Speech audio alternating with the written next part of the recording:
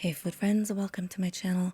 I'm going to show you how to make a rich bone broth using a collection of bones from my freezer, and I'll be using that broth to make two delicious recipes, including this Vietnamese choy soup with pork, and I'm also going to be making a quick Italian pastina soup, and this one cooks in just 10 minutes.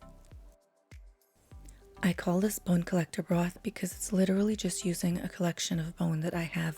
You can use any bones, but right now what I'm using is beef bone and pork bone. I have here two large beef bones, and these are from steaks. And though I don't eat steak a lot, my husband does love beef, so I do need to make sure he's well fed, and that is why I do have these bones.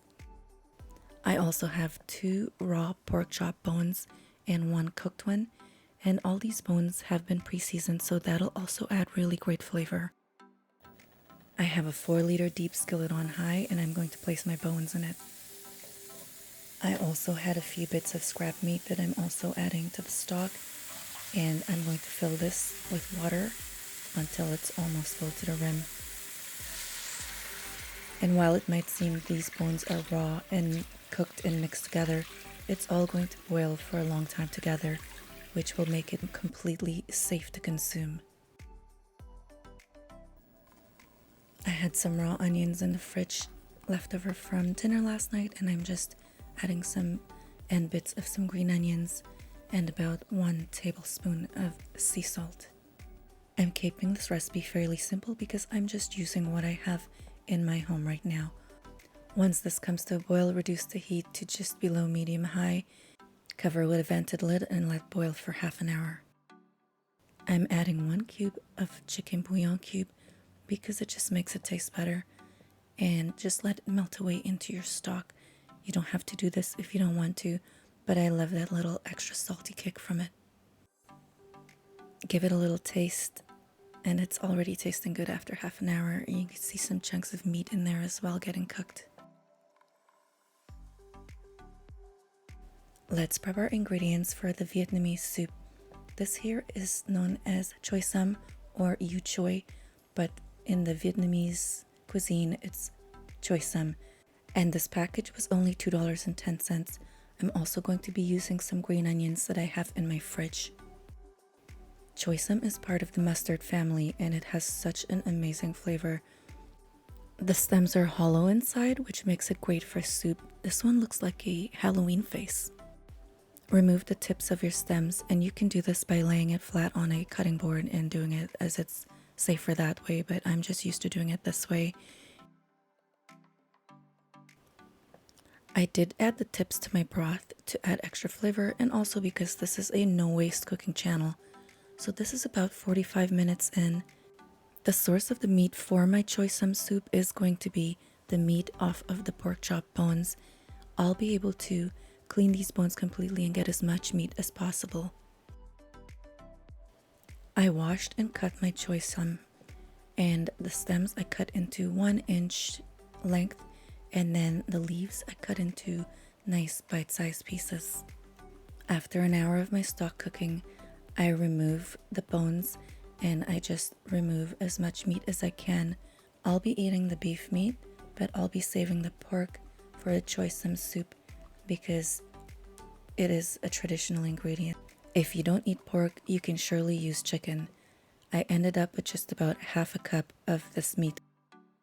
I love Asian soups because they use a lot of greens and they're so light and so nutritious. I added the bones back to my pot, and I'm just going to add a couple cups more of water and then boil this for another half an hour. If you had a pressure cooker or an Instapot, you could definitely cook this in under half an hour.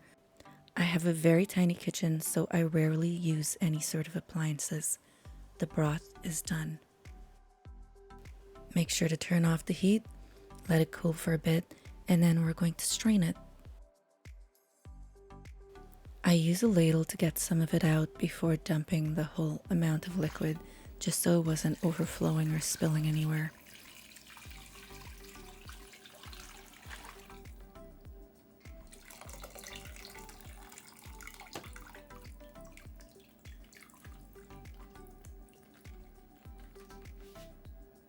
I return the liquid back to the pot and we end up with 3 liters of this rich, silky bone broth. It's swirling and glistening and just magical using just leftover scrap bones that I stored in my freezer.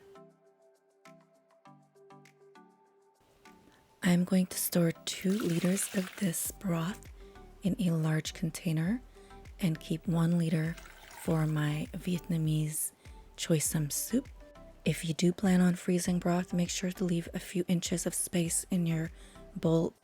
Liquid expands when frozen. I'm going to turn the heat onto medium-high and get our soup ready. Here I have a pack of ginger I got for $1, probably because one was starting to get moldy, but I'll just toss that one and use the good stuff here. I'm cutting 2 tablespoons of ginger into a nice dice. You can use 1 tablespoon if you want it less potent, and I will be adding just a splash of fish sauce, like half a teaspoon, and just a half a teaspoon of soy sauce as well for some added flavor. Then we're just going to cook this ginger until it's tender, and at the size that I cut it, it's probably going to take 5 to 10 minutes, and then I check on it after, and it still needed cooking, so I'm going to cover it and let it cook another few minutes. Once the ginger is cooked, add your meat. There is so much food waste in this world, and that is why I like making these videos to show you guys how you can really use everything and in so many different ways. Go ahead and add your stocks. Choy sum does not take long to cook, usually just about 2 minutes, so I'm not even going to cook this for very long. After about 30 seconds, add your leaves. And these greens have such a great flavor. Add a bit of salt.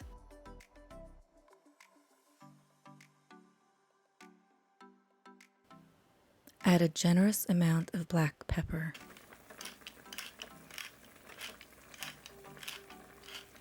This right here is a spoonful of health, and health is wealth. I added just a bit more water because I wanted a bit more broth in my soup, and just a splash of vinegar. And trust me, you won't taste the vinegar, it's just to brighten it all up. Then I add my green onions, mix everything together, and now you can just turn the heat off because this soup does not need cooking any further. I tasted it to make sure it didn't need any salt or it wasn't too salty, and it was perfect. I'm serving this with some cooked white rice. Now, jasmine rice would have been ideal for this because it's a more traditional flavor.